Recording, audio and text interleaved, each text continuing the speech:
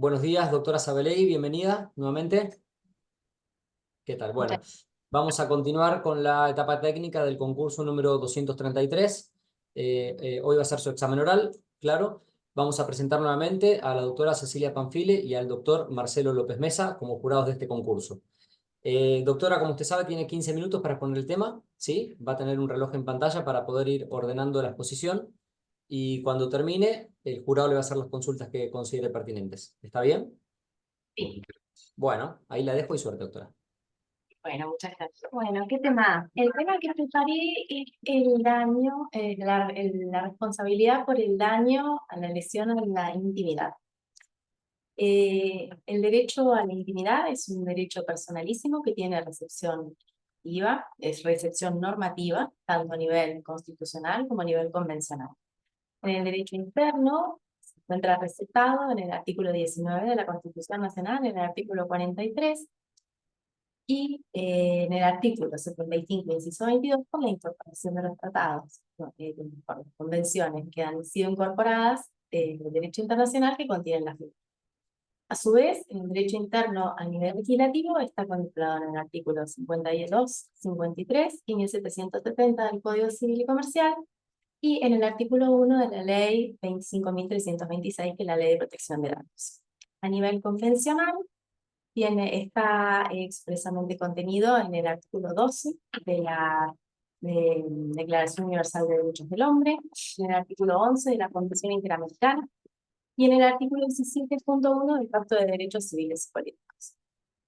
El derecho a la intimidad es el derecho que tiene toda persona a que haya un ámbito de su ser que esté reservado y exento del conocimiento público. Está compuesto eh, por los sentimientos, las opiniones, la salud, su situación de salud, su imagen, sus creencias religiosas, su derecho a no ser mortificado por sus opiniones políticas, sociales. La tutela jurídica está destinada a la posibilidad de vivir en paz, que representa para los sujetos el hecho de que su intimidad esté resguardada. Por lo tanto, eso tiene como consecuencia que la veracidad, en los casos en los que existen injerencias en la vida íntima de las personas, la veracidad de lo que se ventile no resulta un eximente de la responsabilidad civil. La estructura para la responsabilidad civil en estos casos es que el legitimado activo va a ser la persona que se vea dañada por la injerencia en sus derechos personalísimos. El legitimado pasivo va a ser aquel que se entrometa arbitraria y legítimamente en la intimidad de las personas, ventilando, por ejemplo, su correspondencia o su retrato, difundiendo información, mortificándolo por sus hábitos, costumbres o gustos. Y los requisitos para que proceda al deber de reparar es esta injerencia arbitraria e ilegítima en la vida privada de la persona, que se genere un daño, eh, que esto no constituya un ilícito penal, porque para que vaya a la responsabilidad civil tiene que estar fuera el ilícito penal, y bueno, esos son los requisitos que me acuerdo en este momento respecto de la presencia de la reparación. Hay diversos precedentes al respecto, yo escogí algunos para comentar. La mayoría de los precedentes que se encuentran son de la Cámara Nacional en lo Civil de Buenos Aires, porque generalmente suelen ser cuestiones que se suscitan con los medios de comunicación. Uno de los casos más conocidos fue el caso de Pérez contra la Nata.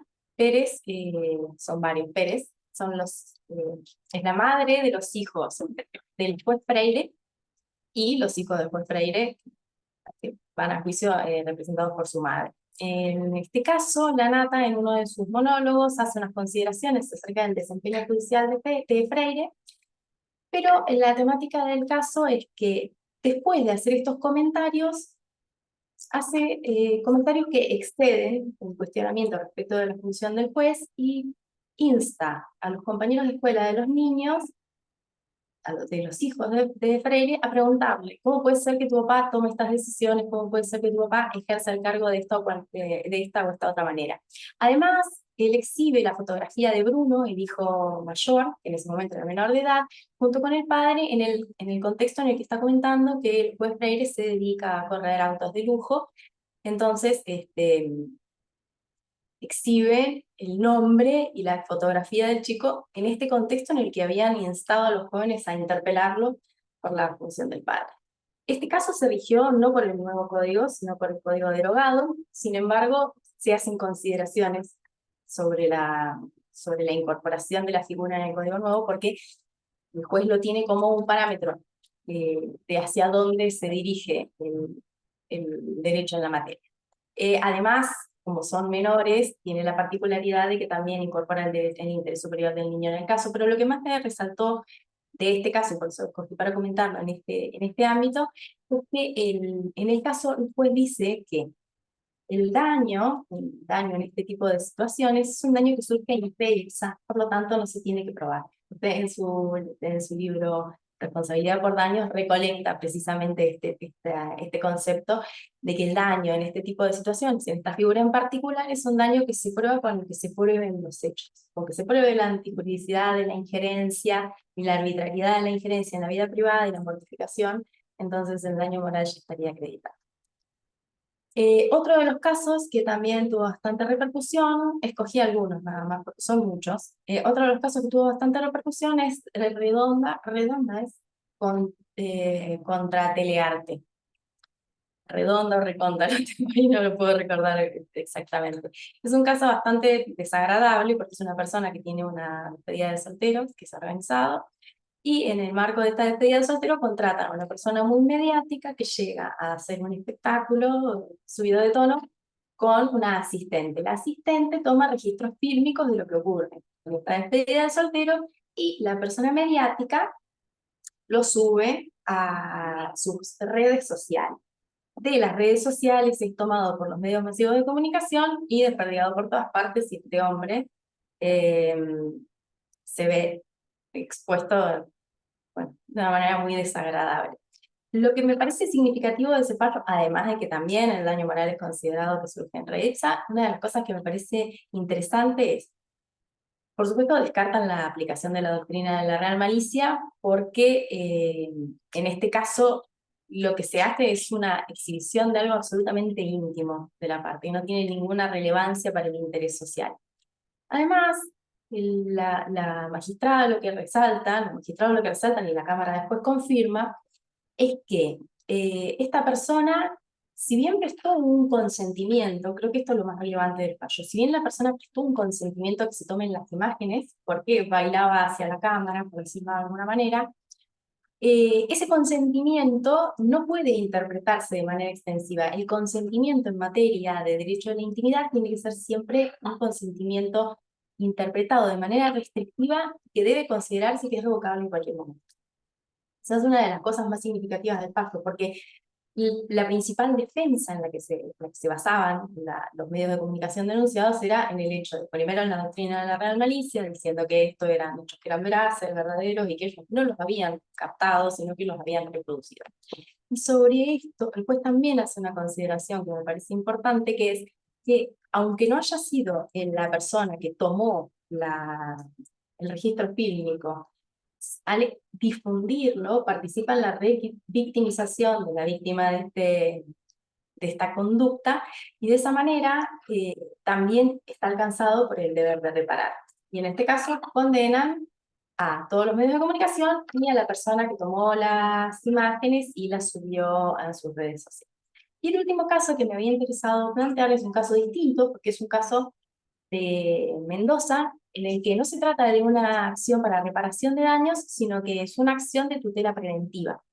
Y lo que me pareció interesante de este caso es que no es un medio de comunicación el demandado, sino que el demandado, la demandada es la expareja. El caso es Molinas contra Palacio, Palacio contra Molinas, perdón. Y en este caso Palacio denuncia a su excónyuge porque después de la separación esta persona se había dedicado a vertir todo tipo de improperios respecto de él por las redes sociales, etiquetarlo y atormentarlo constantemente, subiendo cuestiones de la intimidad de él en las redes sociales, y él inicia esta acción. El juez la circunscribe en el primer párrafo, en la primera parte del primer párrafo del 1770, y la obliga a cesar en la conducta. no mandan a publicar la sentencia, aunque estaba pedido, porque después la persona se arrepiente del pedido de la publicación de la sentencia. Entonces el juez dice que la publicación de la sentencia, que es una de las previsiones, el artículo 1770, perdón, lo puedo incluir ahora, tiene 3 previsiones. La primera es la obligación de hacer cesar en la conducta injuriante o en la conducta agraviante. La segunda es reparar el daño, que será multiplicado por el juez. Y la tercera es la posibilidad de que se publique la sentencia. En este caso, al desistir del pedido de que se publique la sentencia, el juez también hace una serie de consideraciones de cómo esto podría llevar a evitar el sufrimiento, y entonces deja sin efecto, o sea, directamente en la condena no establece la publicación. Y lo último que quería comentar al respecto de esta temática, en los minutos que me quedan, es el abordaje de este tema, pero desde la perspectiva de género. Porque hay un tema que es que el doctor lo pone de resalto cuando trata este tema en el libro, que es que en la actualidad la intimidad es un derecho que está expuesto a vulneraciones mucho mayores de lo que hubiera sido en el pasado. Porque en el pasado siempre existieron injerencias o intereses inapropiados sobre la vida ajena, pero en la actualidad, el doctor dice una metáfora que me parece genial, que todos tienen una cámara o un micrófono en el bolsillo. Por lo tanto, los medios por los cuales se pueden hacer estas injerencias han evolucionado muchísimo, y los cambios sociales que representan el tema de las incorporaciones de las tecnologías digitales generan que los daños puedan ser muchos mayores, incluso difíciles de mensurar, porque esto de la viralización, uno sabe dónde empieza, pero no puede no saber dónde termina lo que está haciendo. Entonces, al respecto de la difusión de imágenes íntimas, está bastante estudiado porque ha sido considerado como violencia de género, como tipo de violencia de género o como modalidad de violencia de género, dependiendo cada uno de los autores que lo analizan.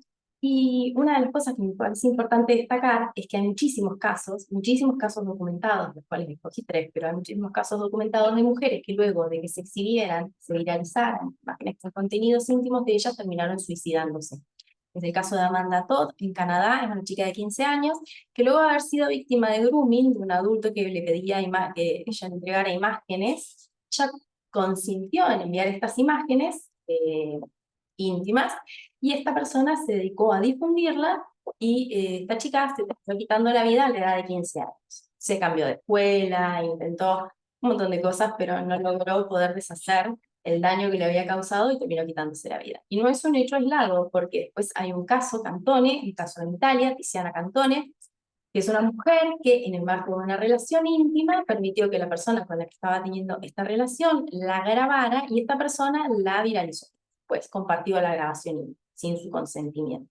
También ella se mudó de su ciudad en Italia, pero terminó suicidándose a los 31 años, también atormentada por las consecuencias de esta difusión de sus imágenes. Y el caso que más me llamó la atención a mí y que me determinó a trabajar sobre este tema fue un caso local, el caso en Buenos Aires. Ahora se me fue el nombre de la chica, pero es Belén San Román.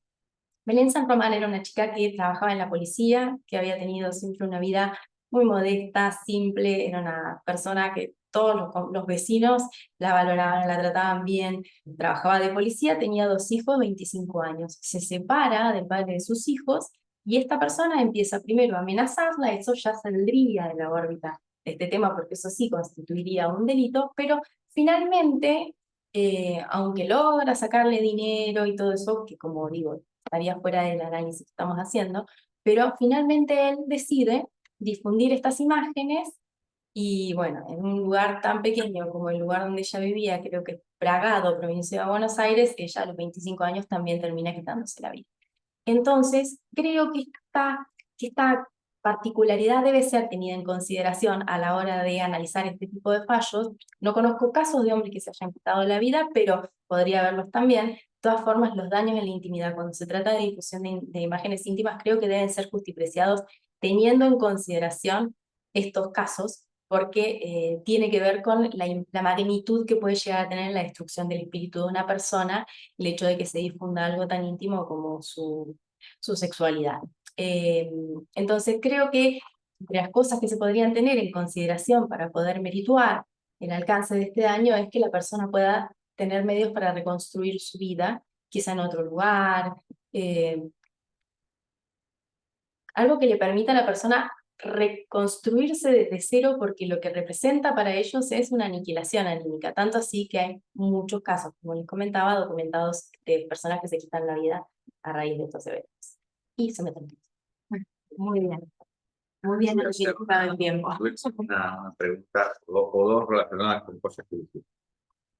Bueno, una, primero que nada, o sea, ¿cuál es tu opinión sobre la doctrina de la Real Malicia? Si vos fueras jueza, ¿qué harías con eso? Y en segundo lugar, si conoces que la Corte Suprema de Justicia de la Nación se ha contradicho con 20 días de diferencia, vamos datos, en materia de doctrina de la Real Malicia.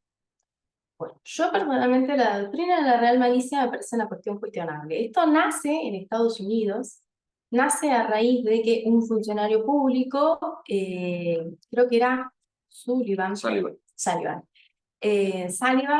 demanda al New York Times por haber hecho una publicación en la que se hablaba sobre prácticas segregacionistas en el estado de Alabama, de donde él era alcalde o autoridad.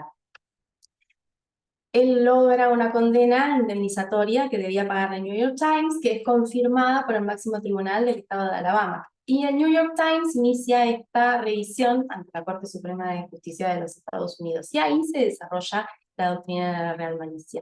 La doctrina de la Real Malicia tiene dos particularidades o dos planos. Por un lado, la necesidad de que la persona sea un funcionario público.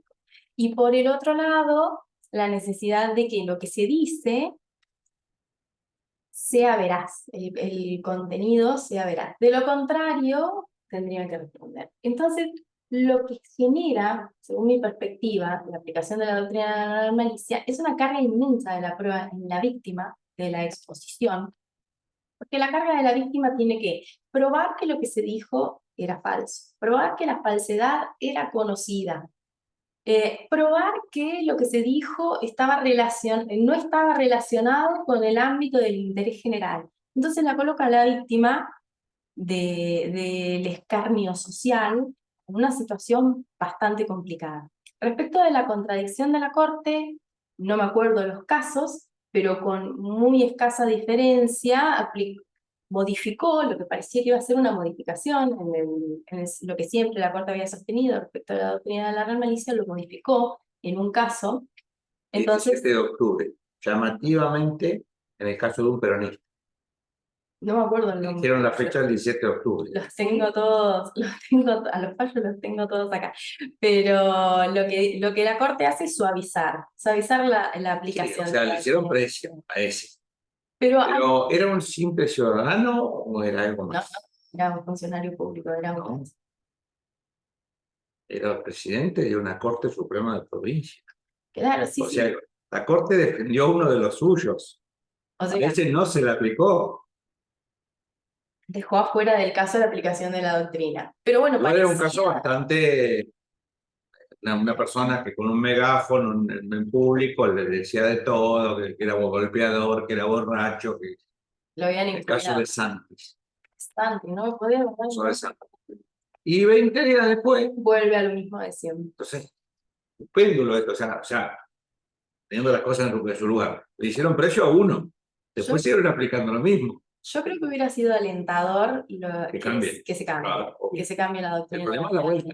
Porque si bien es cierto que existe esta tensión entre el derecho a la expresión y el derecho a la libertad de prensa, que es la expresión política del derecho a la expresión, y el derecho a la intimidad, lo cierto es que el derecho a conocer se limita a conocer la actividad del índole público. También inaplicable completamente en este país. Yo pienso lo mismo, y me viene a la mente un caso de una jueza colombiana que fue removida, o sea, que fue sometida a un jury y después removida porque se tomaba fotografías, ella era fitness, hacía fitness, y se tomaba fotografías en fit, haciendo... Jueza de los besos en Chubut. Eso no lo conozco, ese caso. Bueno, que anduvo a los besos con un preso, una jueza, la historia. Sí. Bueno, la oyeron. Por eso, pero yo no sé, eso podría llegar tendría que conocerlo, por menores del caso, porque si fuera una jueza en principio tu opinión sobre la doctrina y Me Y resulta... segunda pregunta relacionada también con lo que dijiste. Vos dijiste cómo había que reparar el daño en 1770, todo eso. Hay una norma. El Código Civil y Comercial es profundamente asistemático.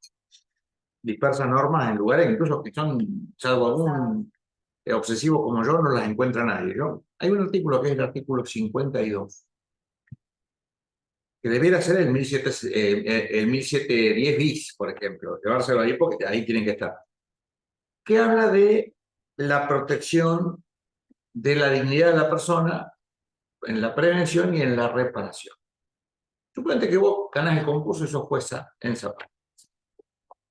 Y te viene alguien y te dice, señora juez, yo, dice, me separé de mi ex esposa. Nosotros en nuestra intimidad grabábamos videos de nuestras prácticas, qué sé yo. Y ahora mi ex esposa me extorsiona con que si no vuelvo con ella va a publicar. Porque no siempre son los hombres, también hay. Yo le vengo a pedir a usted, porque todavía no se efectivizó esto, yo le vengo a pedir a usted un mandato preventivo, de acuerdo al artículo 52 del Código Civil y Comercial, para que usted impida que eso ocurra, porque a la vez que eso lo publique, lo difunda, ya no soluciona más. ¿Vos qué dirías sobre eso? Bueno, hay un antecedente en el derecho americano que pasó exactamente eso. Una persona había amenazado a una mujer, ahora tampoco me acuerdo los nombres, no soy buena con los nombres. El info está claro. El caso Clark. Esta persona había amenazado que iba a hacer un sitio web e iba a divulgar, creo que el sitio web se iba a llamar Yo conozco a esta chica o conoces a esta chica y el nombre de la persona agraviada. Y él inició una acción para evitar, o sea, sería una acción preventiva, no de reparación. La inició ella. Sí, ella, porque ella era la persona a la que iban a hacer las publicaciones. Perdón. Ella inició la acción preventiva para evitar que se hicieran las publicaciones. Al final, él terminó publicando por un breve periodo de tiempo las imágenes. Fue en esa solapa de tiempo que hay entre que se inicia un proceso y se dicta una resolución, y fue muy poco tiempo que estuvieron esas imágenes, entonces después hubo que bajar las imágenes. Pero yo comparto la medida, y de hecho el caso Palacios contra Molina es una acción de tutela preventiva en Mendoza. Y en esa acción de tutela preventiva no se está buscando reparar el daño que ella ya causó con las publicaciones, sino que ya cese en las publicaciones de la intimidad. Yo comparto los argumentos que se vierten en ese fallo. O sea que Creo en principio el criterio tradicional de muchos de que la censura previa está absolutamente prohibida por la Constitución y que una cosa así sería censura previa, vos no estarías de acuerdo. Lo que pasa es que la censura previa o sea, la censura previa está descartada por la Constitución en aquellas cosas que hacen en el interés general. Sobre la vida íntima de las personas, me parece que es un exceso aplicar el criterio de la prohibición de censura previa. Porque no siempre es reparable el daño que se inflige en una persona cuando se ventilan aspectos de su intimidad. Está bien. Bueno, y hablando de la reparación y la importancia de la cuantificación de este daño y todo lo demás, ¿qué tipo de obligación sería? ¿Sería una obligación de dar sumas de dinero o sería una obligación de valor? Yo pienso que en materia de daños siempre estamos ante obligaciones de valor, porque va a ser el juez el que lo va a cuantificar, va a decir el valor del daño, lo va a establecer. Una vez que una obligación de valor se cuantifica, se convierte en una obligación de dar suma de dinero. ¿Y en qué momento cuantifica? ¿A qué momento cuantifica la jueza ese daño?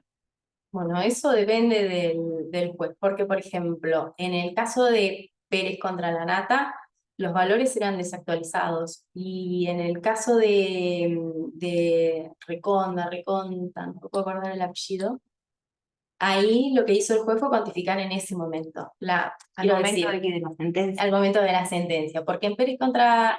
¿Y vos qué pensás? Más allá de Yo personalmente creo que se cuantifica al momento de la sentencia. Que cuando se está merituando un daño, cuando el juez meritúa un daño, primero dice el daño, sí, o sea, reconoce la existencia del daño y lo cuantifica.